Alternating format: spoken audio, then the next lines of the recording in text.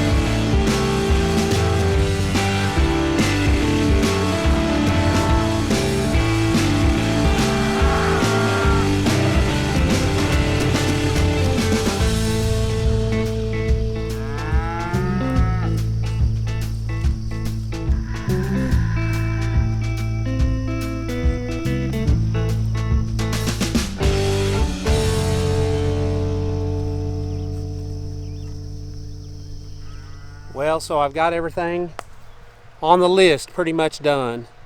It's taken a while. It's about, I don't know, we started at daylight, which is when you want to start. It's around 3 or so now. So, you know, sometimes it takes a little long, but it's much better to get started early. But the last thing I wanted to do was swing by and check the goats one more time and just make sure that they're not any issues. And there's a baby that's yelling around here, just bawling. I thought he was about to find his mama.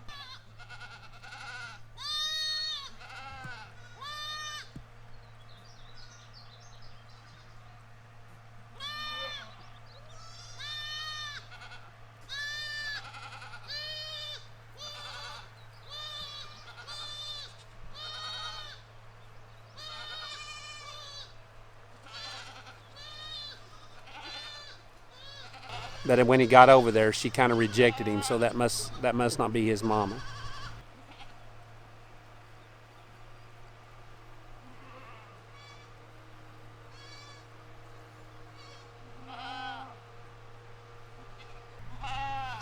So, you know, that's just, it's so hard because I know he's looking for his mama and he wants his mama and he's hungry and he's thirsty and all that stuff.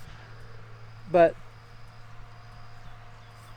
you know, to grab him and take him back is just, you know, more times than not, you can come back the next day and their mama's come back and picked him up. So I think it's just, for the most part, it's better to do that unless they're just on death's door. Then you've got to do something. And that just doesn't happen very often, but it does happen on occasion. So I'm down here in the woods kind of looking. This is a little nursery that they have here.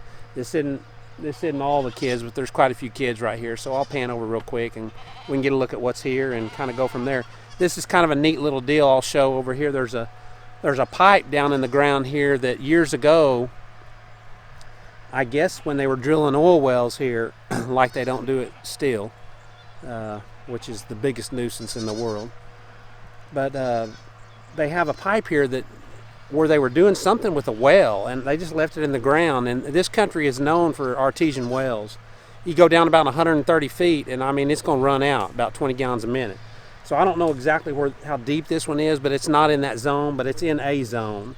And water comes to the top of that pipe and runs over a little bit, and those goats will come to that pipe all day, the babies too, and just get a drink out of the top of that pipe. So it's kind of a neat deal.